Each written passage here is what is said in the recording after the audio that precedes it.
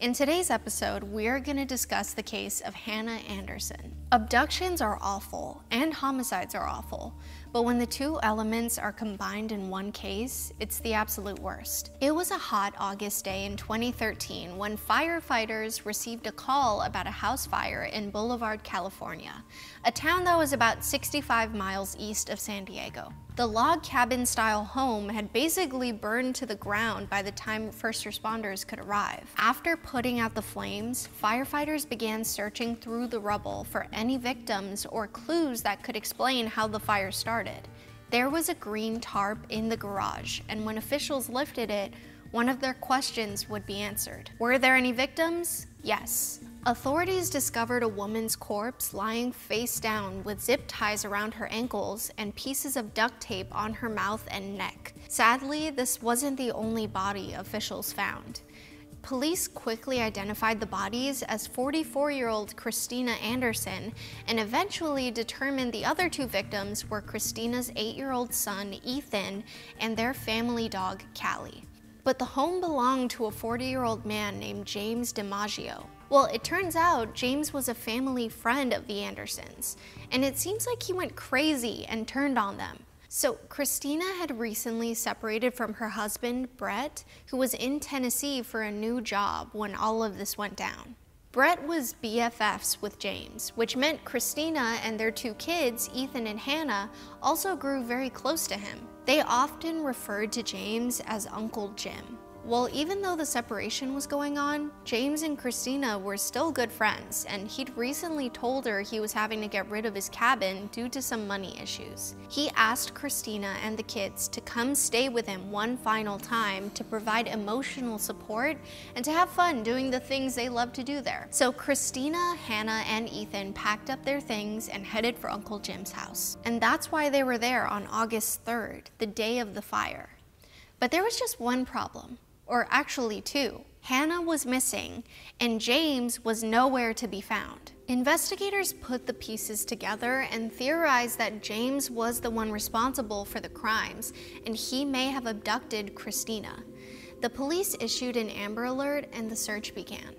They were looking specifically for James's blue Nissan Versa, as they believed that's what he took off in with Hannah. When detectives spoke with a few friends of Hannah's, they learned that Hannah was creeped out by the way James acted towards her. She told her friends that he had a crush on her and felt very uncomfortable around him.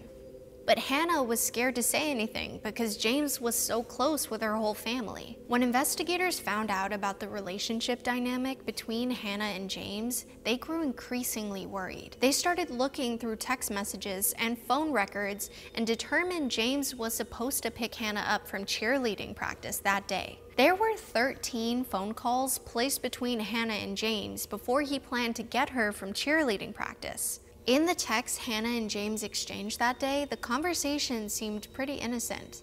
And based on some of the things found at James's house, like handcuffs and ties, the police knew his intentions were more malicious in picking up Hannah. With no real progress in locating the missing girl, officials decided to look through email records between Hannah and James. Based on what they read, officials believed James was indeed obsessed with Hannah, and he was scared that as she was getting older, she was growing more distant from him. FBI Deputy Director Britt Johnson said somewhere in his mind, I think he thought that he and Hannah would have a relationship and she would somehow fall in love with him. I think the ability for him to get her away and take her somewhere, he somehow thought he could change the situation. James must have lured the Andersons out to his house with the idea that he was going to get Hannah alone. The best way to do that in James's eyes? Kill Christina and Ethan and make Hannah believe he's just picking her up from practice. And as soon as Hannah got in the car, he hit the pedal to the metal and skipped town. Shortly after the Amber Alert went out, some tipsters called the police saying they saw James's Nissan. But the reports were coming in from all over creation. People claimed to have seen the two in many different areas from Oregon down to Mexico. There was no way all of these sightings were legit, and at this point, James and Hannah could be anywhere. One of the most frightening possibilities is that James could have taken Hannah to Mexico since they lived fairly close to the border. That would obviously make things much harder for the investigation because you have to factor in so many things like the lack of local resources and such. Frantic to find them before it was too late, FBI agents went through James's past purchases and determined the dude had bought some camping gear before Hannah's abduction. One of the items recently purchased was a blue tent. It's so sad too because normally when a kid goes missing, their whole family is there to help look for them and push the police to do more. But for Hannah, all she had left was her dad. And while he helped as soon as he was notified, he was in another state when she was abducted, so that just makes things more difficult. On August 7th, 3 days after Hannah went missing, there was a break in the case.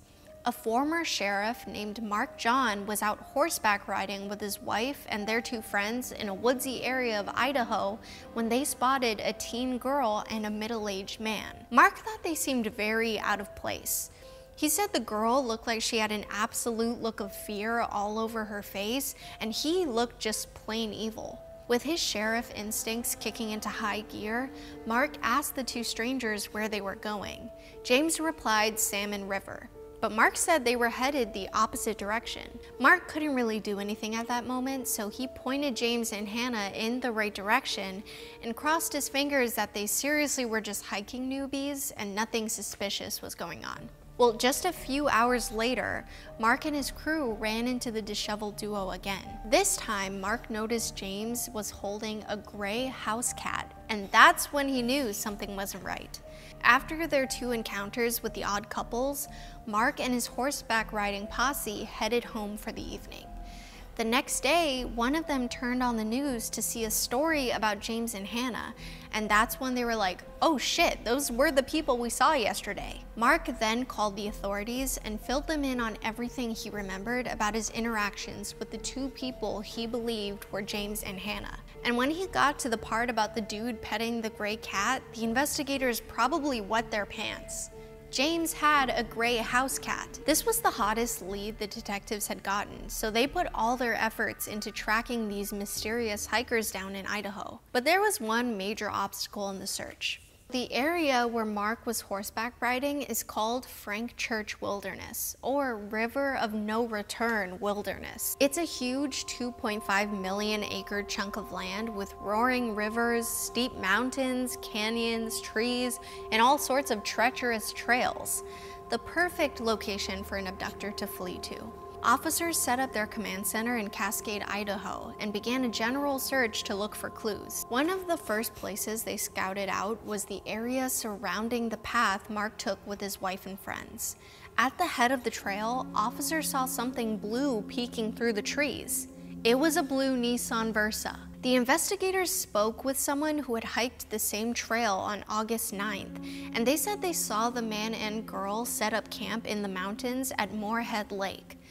Since it would be pretty tough to search the treacherous mountains by foot, authorities decided it would be best to get a bird's eye view. There was a small plane the U.S. Marshal Service had stationed at the command center, so it was the perfect time to take that bad boy out for a spin. U.S. Marshal Steve German spotted something. He and his flight crew closed in on this specific region, and that's when they caught a glimpse of a blue tent. Just to make sure this really was James and Hannah, the FBI sent out one of their more technologically advanced planes.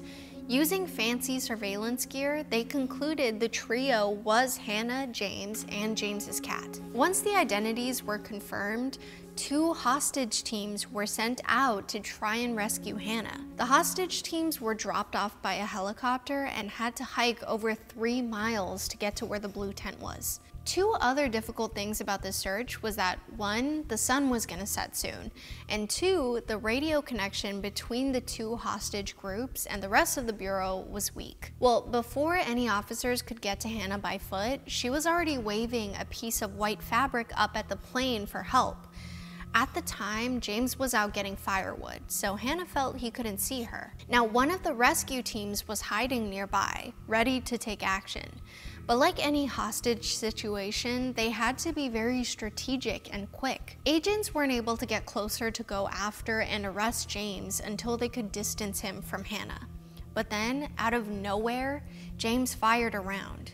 He must have seen the authorities or spotted Hannah waving for help. After several days of intense searching, interviewing, evidence collecting, and now hiking, the authorities finally rescued Hannah. And thankfully, she was still alive.